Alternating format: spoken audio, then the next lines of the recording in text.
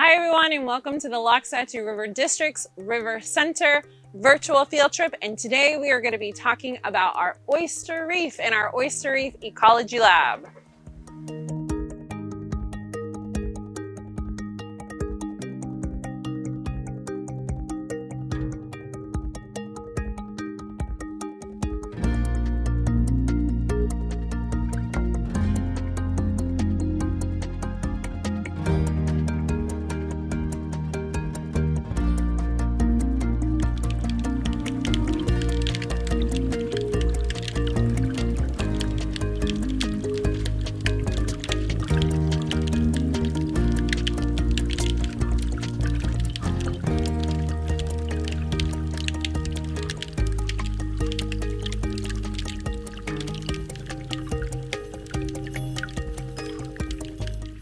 So here at the River Center, this aquarium represents our estuary ecosystems. Estuaries are a semi-enclosed body of water that usually connects to land. And here in the Loxahatchee River, our estuaries connect our freshwater forks with our Jupiter Inlet in the Atlantic Ocean. This is where fresh and salt water mix together, creating a brackish environment. And here in our estuaries is where you can find our mangroves, as well as our oyster reefs. So oysters are in the phylum Mollusca. They're a soft-bodied animal and invertebrate with a hard shell. Oysters have to grow, or they find their way down to the bottom of the ground, which is where they then can grow and develop and live. One oyster, about the size of your ear, can filter about 50 gallons a day. Food has to come to the oysters, so they will open up their shells, allowing water to pass through, so where they could collect zooplankton and phytoplankton, filtering out that water as it goes. As you notice, oysters will bond and form together, creating what we call these reefs. Now, if you look at the fish that are in this aquarium, you'll notice they're pretty small. These are juvenile fish species that you would find in the estuary as well as out in the Atlantic Ocean. Now, the reason that they're found inside and around oyster reefs is because it is a good habitat if you're pretty small. A good habitat for juvenile fish species and all animals is you need food, water, shelter, air, and space. And the really important ones for juvenile fish are food and shelter. Now, if you're trying to avoid predators, which is anything that is larger than you, you're going to stick by a structure or a habitat that can provide a lot of hiding spaces. Mangrove roots can provide hiding spaces in and around their roots, and then oyster reefs can help with all those nooks and crannies for them to fit and to hide in. Now, more importantly, and for our Oyster Reef Ecology Lab, is their food source. So here, these fish would find different items to eat: oysters itself, barnacles, mussels, as well as algae that will grow on the oyster reefs, and then all of those really tiny primary consumers and decomposers. So things like crabs, shrimp, snails, decaying leaves, plant material. So because their food source is here, they have a habitat that allows them to thrive. And then hopefully most of these fish, as they reach adulthood, will eventually make their way out into the ocean.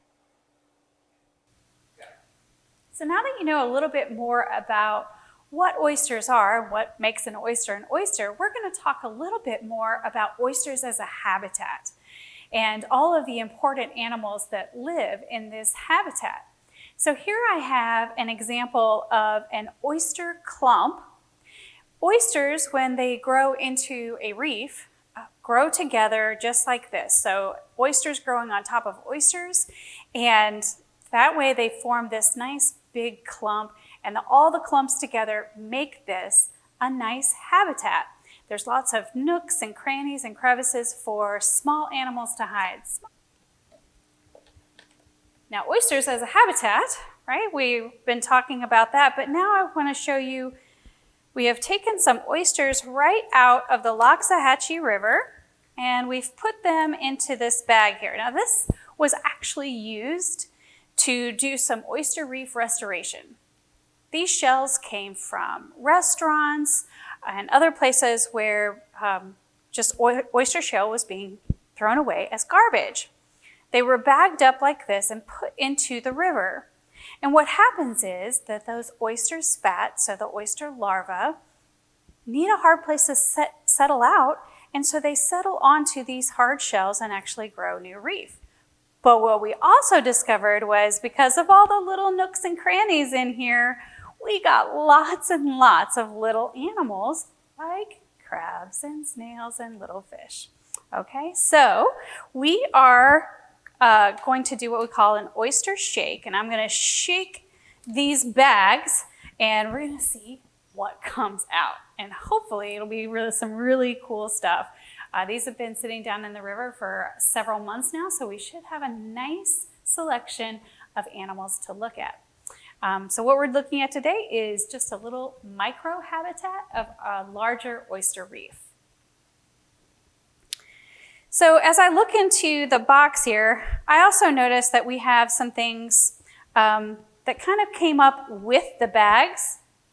These are plant materials. So this is a red mangrove propagule. So this is actually a baby tree. It's not a seed. They drop off the mother plant. This is going to be the leaf. This is going to be the roots. And then they kind of float around.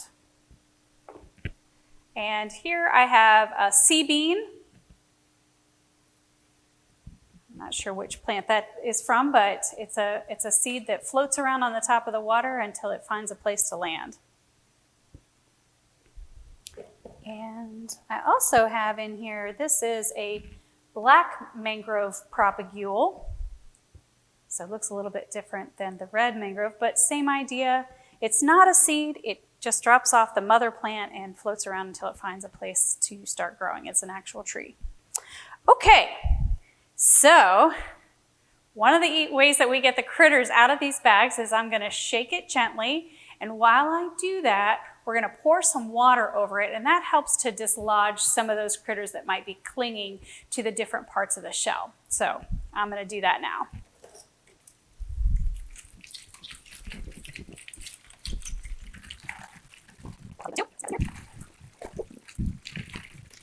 So before we leave this bag, I just happened to notice this red stuff right here. This is actually a sponge that is growing on an oyster shell. It's red in color. I'm not sure if it's an encrusting fire sponge or not, but it's a cool looking little sponge. All right, so now I'm going to put these guys over here while we see what we have. Now, as we were shaking, I did actually get a little snail here. He fell out. So I'm going to put him into this bucket right here where we're going to put kind of our larger critters because we don't want them to crawl out. Though I will say that snail is probably going to do his best to get out.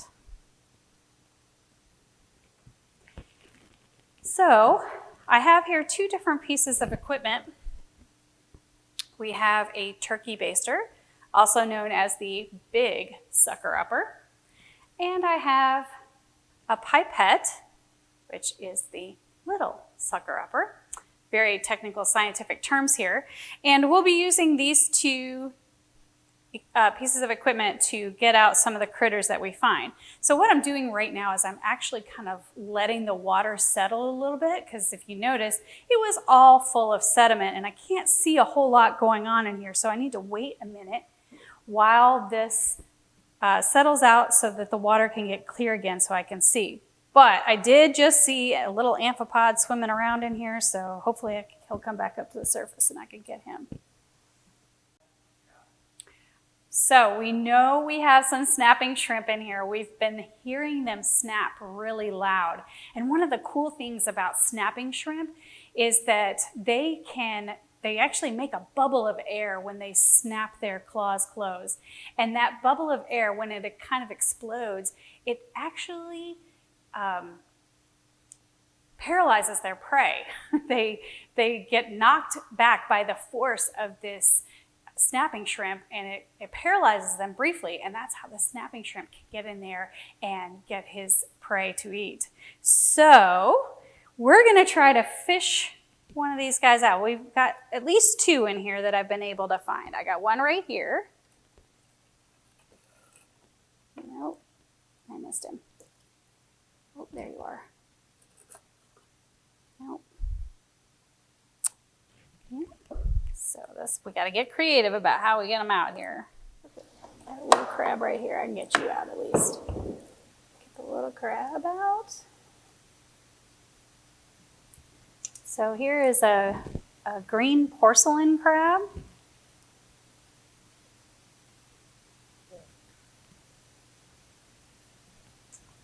And over here with our other little crabs.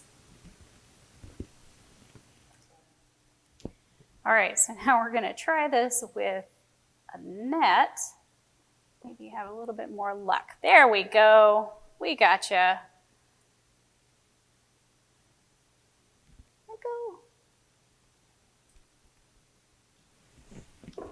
So we're going to put a little bit of water in there just so they can keep breathing while we look at them.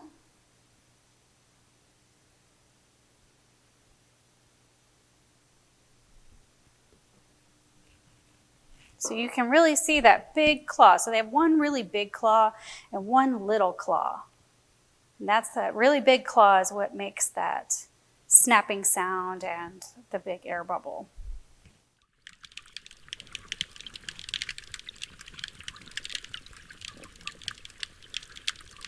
To where my oyster bags have been resting, and I'm going to just take a look, because sometimes some of those critters, they like to hang on for a minute, and oh, yes, we have some critters still in here.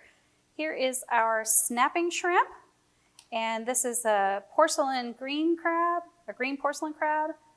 Thought I saw, oh, here's another little crab right here.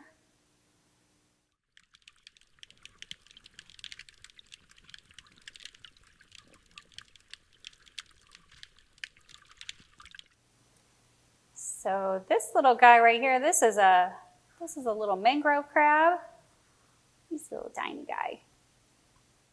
So the water that we put in here with our crabs is clear. But we actually took this water from this bucket, which looks mucky to you, I am sure. But what's causing it to look like that is actually the sediment that came out with the bags. As you notice, it's actually starting to get a little bit clearer, especially right here at the top, as all of that sediment or soil goes to the bottom. We've got some little crabs moving around in here, and I'm actually able to see a lot more now. So we have evidence of lots of different kinds of mollusks. The ones that I'm showing you here are bivalves. So this one is actually an oyster shell, small one. This is a clam shell. So this is evidence that there are small mollusks living in these oyster bags. And here I have another small clam, or also in the kingdom mollusca, we have our snails. As you can see, these guys are trying to make a little bit of a getaway.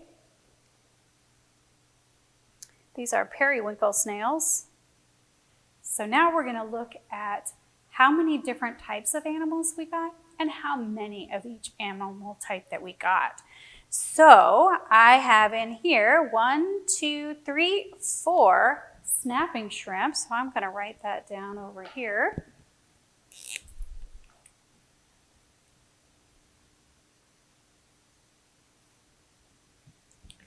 And we found 2 snails. And we're going to count our crabs. There's a lot in here. Hold on. We have 1, 2, 3, 4, 5, 6, 7, 8, 9, 10, 11, 12. 12 crabs.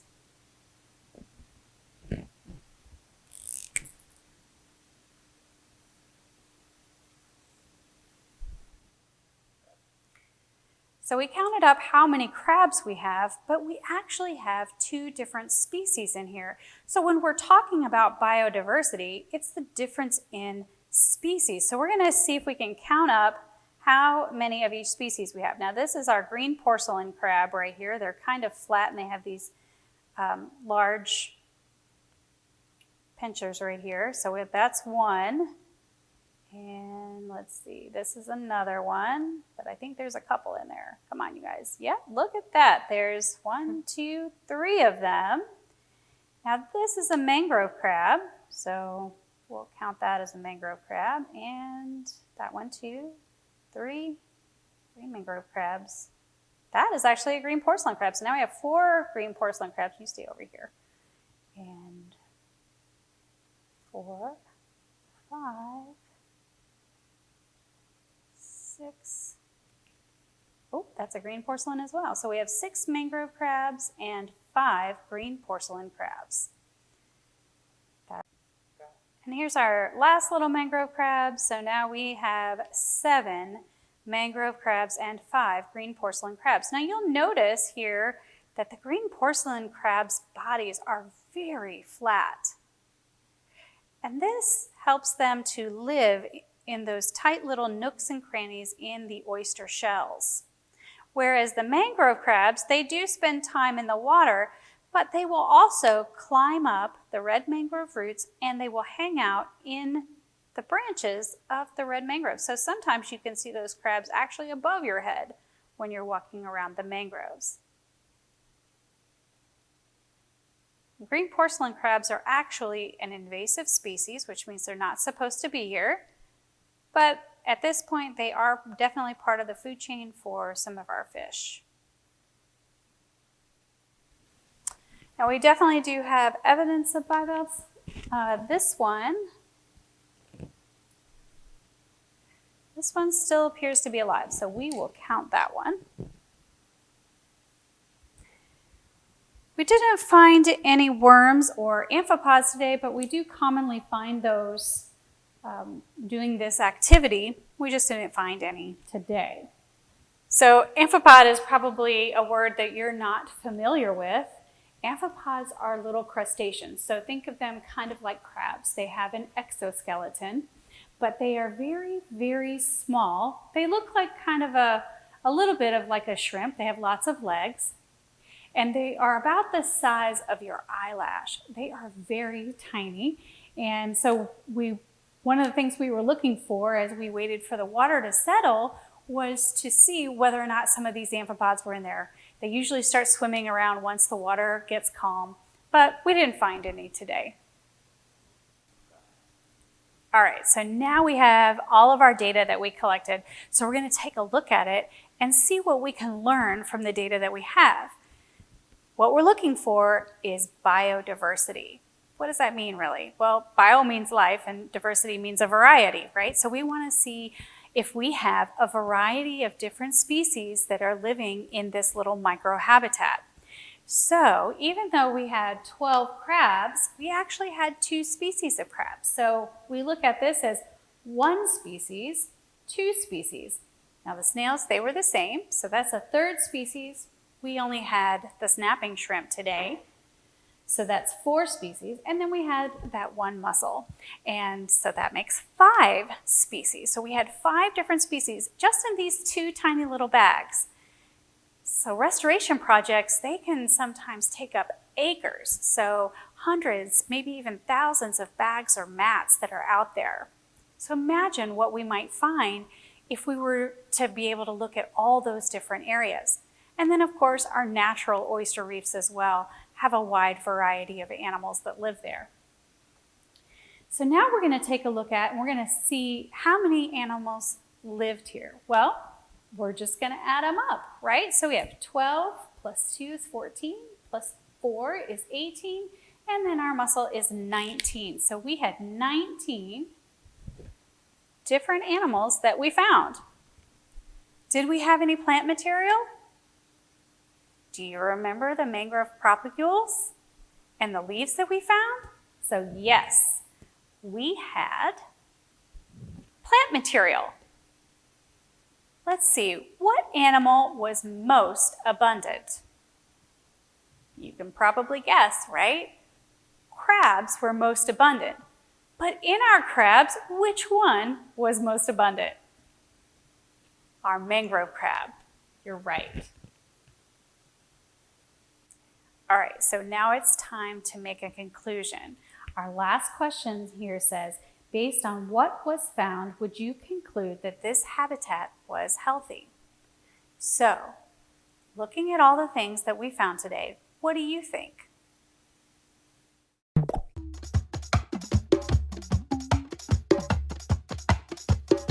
Well, if you ask me, I think this is a healthy oyster reef habitat. And why do I think that? Right, I should have some proof. Well, we have lots of crabs for sure, but what we really have are these wonderful snapping shrimp. We don't find these all the time. The fact that they're here tells me that there's plenty of food for them to eat. Otherwise, they wouldn't be here. But in addition to that, when we were collecting these bags out of the river, there were all kinds of fish swimming right over them, which tells me that there's plenty of food for those fish to eat as well. So this must be a healthy habitat if these predators are able to find the food that they need.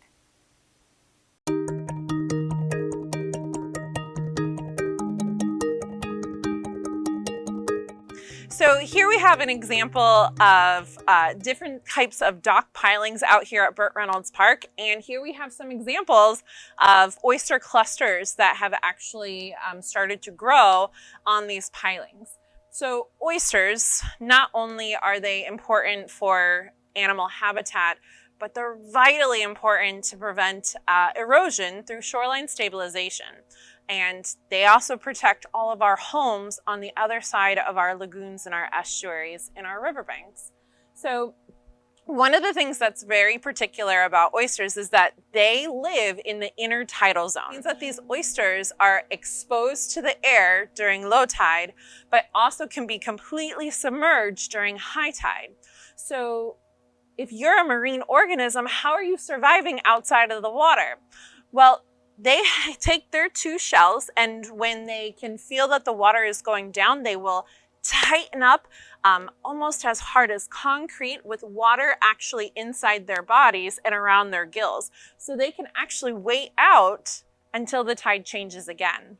So dock pilings are not natural habitats. They're man-made structures. And these manufactured structures provide a substrate or a hard structure for organisms such as barnacles, algae, coral, sponges, and oysters to actually be able to adapt and survive on this human-made structure.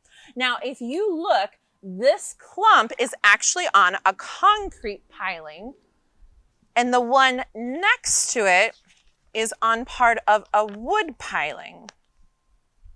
The dock piling is a concrete piling, and it provides excellent substrates for those organisms, like the barnacles and sponges that can attach and grow. Now, unlike pressure-treated lumber, the concrete does not leach toxic chemicals, and it does not rot. By building these docks with better materials and design, they've now created a whole new habitat for marine organisms and feeding ground for larger fish. In 2008 and 2009, the Loxahatchee River District partnered with Florida International University, the Nature Conservancy, NOAA, and the Loxahatchee River Preservation Initiative, as well as community partners, to actually create an oyster restoration and monitoring project. So it's a great story, kind of a neat succession of projects. It was kind of like our pilot project where we went out to kind of see if the things that we thought would work would actually work. And so that project was actually done in partnership with the Nature Conservancy, where we were able to get some grant funding and go out and restore oyster habitat beneath residential docks using bagged oyster shell. We thought that because of the close proximity of healthy oysters in the river, we thought there would be a good probability of success because the water quality parameters were the same, but there just wasn't that hard surface for the juvenile oysters to attach to.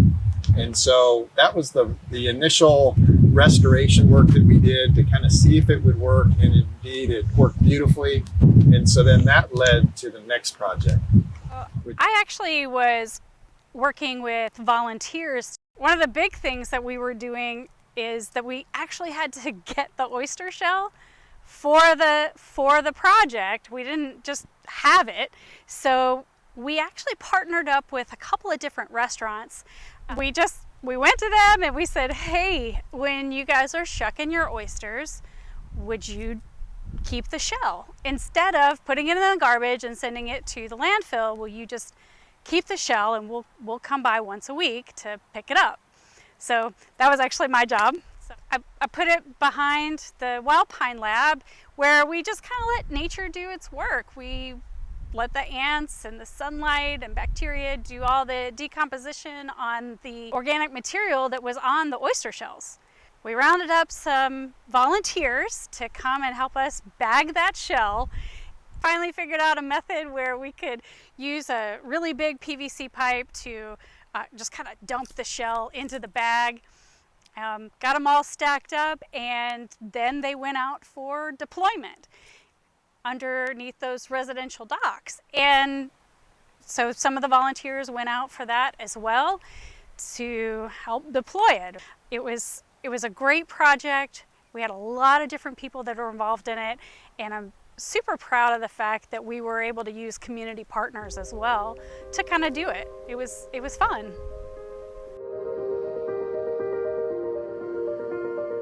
That was an exciting day, right? Because you go from these small scale restoration projects that you're trying to figure out how all this works, and then one of the exciting aspects of this project utilized rock and shell that was an unintended byproduct from a beach restoration project that Palm Beach County was doing. And so they had this byproduct that they were trying to get rid of. We collectively put our heads together and thought, man, can we use this substrate as our substrate for the oyster project by using that rock and shell that we had stockpiled into these enormous piles. We were able to then, enjoy the benefits of seeing that material go out into the river and get deployed, and then just being amazed by how quickly that habitat would get colonized and start to become functional oyster reef. Literally within just months, the oysters were growing like gangbusters all through the habitat that the shells and stuff that we put out.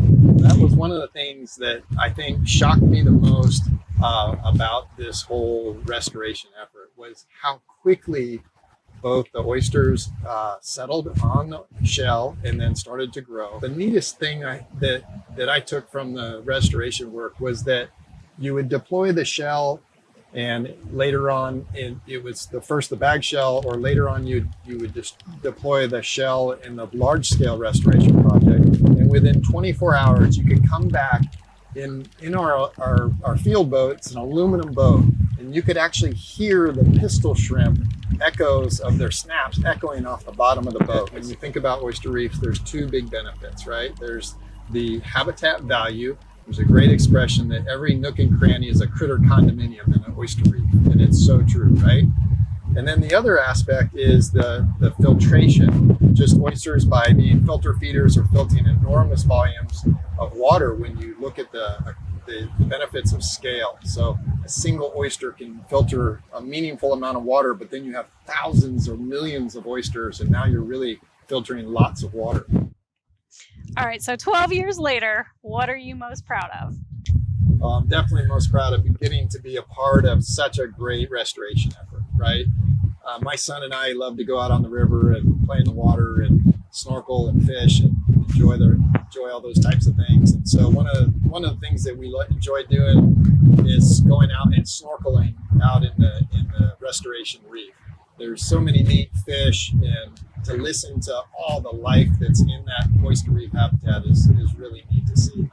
And so we were able to go out and see this vast area that was once devoid of anything except a sandy bottom, and now it's this thriving oyster reef with fish and crabs and shrimp and all kinds of neat stuff living amongst it. So Great. At the end of the day, I think it boils down to a healthy ecosystem, right? Being able to have this habitat out there that's thriving, that trickles through the entire food chain, right? From the smallest organisms that we didn't need to see with a microscope all the way through to, nice fish that fishermen target while they're out fishing. So to be able to have that big contribution of organisms and habitat for those organisms, that's a really a key benefit, I think, because now we've created a healthier ecosystem. So what would you tell our students about the impact of restoration and what they can do? So I think a big lesson is to take home from this is that you can be a part of big things, right? So the other part of that, I think, is the importance as you move through your career to maintain relationships, right? As you continued throughout your career and the different types of work that you may do throughout your lifetime, it's important to keep connections to those folks, because there's times when collectively you all want to work together to be able to accomplish something big. The environment is not a destination, it's where you and I live. Humans can have a positive or a negative impact on their environment. It is up to us. We can choose. So, can you think of some ways that you have a positive impact on your environment today?